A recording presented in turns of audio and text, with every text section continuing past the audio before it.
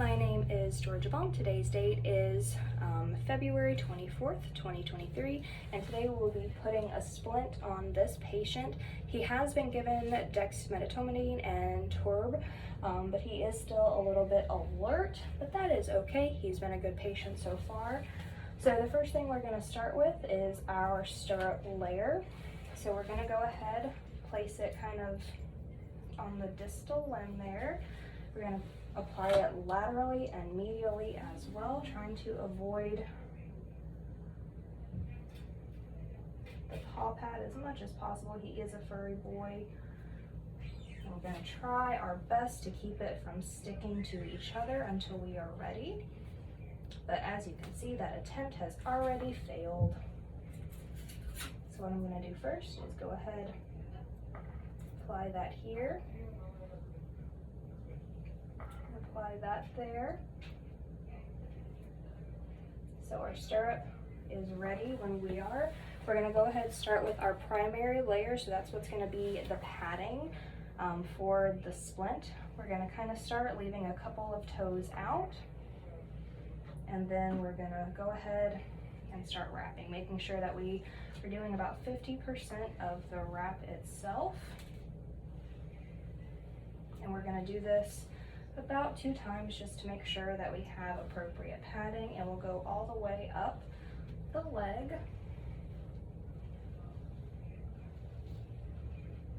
We're going to go around just one more time this way, and we'll start going down.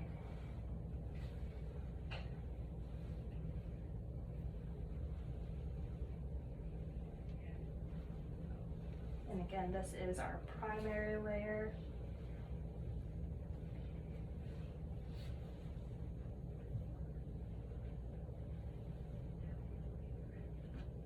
And wrap one more time around there. And we're going to go ahead and take our bandage scissors and cut this portion here. So we have our padding. He just took a breath, so that is fantastic. Then we're going to go ahead and take our stretch gauze for our secondary layer. So we're going to go ahead and start rolling this way.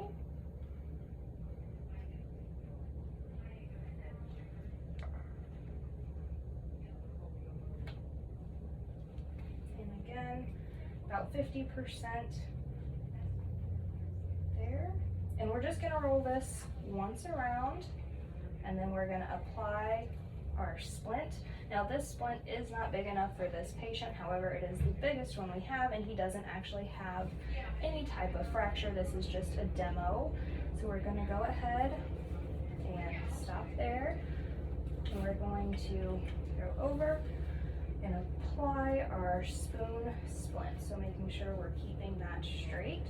We're going to go ahead and start this wrap here.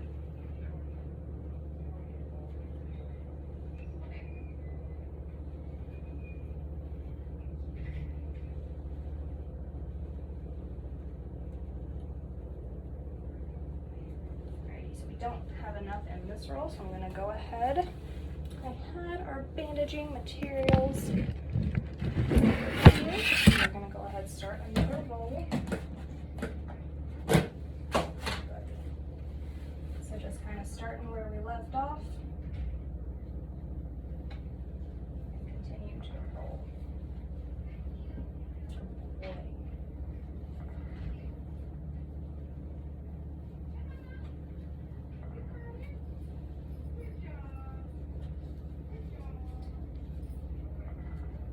Alrighty, so we're going to go ahead, cut that layer as well. We're going to go ahead and take our stirrups that are attached to this handy dandy. We're going to go up and just kind of stick with it. So you can also kind of go underneath and around just to make sure it's sticking.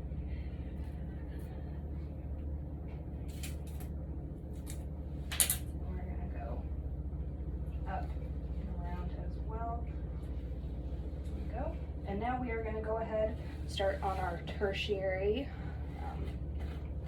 portion of the splint.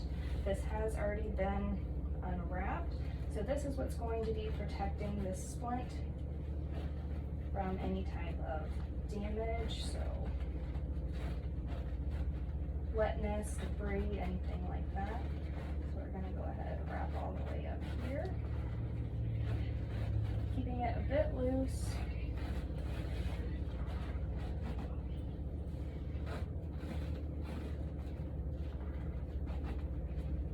And relatively straight.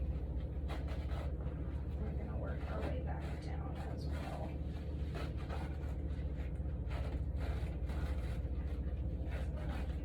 Now it will be important to kind of note how tight it is, if there's going to need to be any additional padding added in here to keep from rubbing.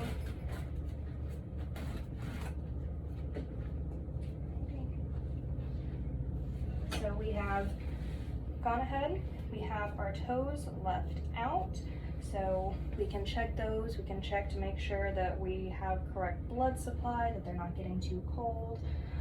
But we are going to go ahead, like I said, check this, check any areas that seem like they might be inappropriate, too tight, too loose. In here it is a little bit gaping, so we would go ahead and put something in there. You could put your conforming gauze, anything like that. I am going to not do that just to save supplies, but we are going to go ahead, take this bandage off appropriately. So you will start here. When you are cutting, you want to make sure that you have your bandage scissors against the splint so you're not cutting your patient.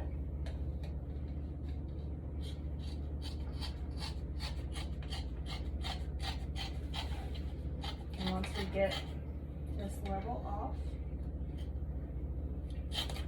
go ahead, put the bandage scissors to the side. We can take our splint off. And now we can just kind of go ahead and begin unwrapping. This doesn't need any type of cutting done to it. Perfect.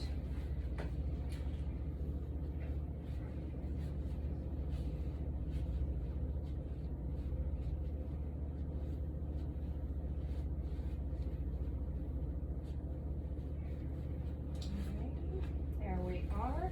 We're going to go ahead, take these off as well. They get a little bit stuck in my fur, but that is okay.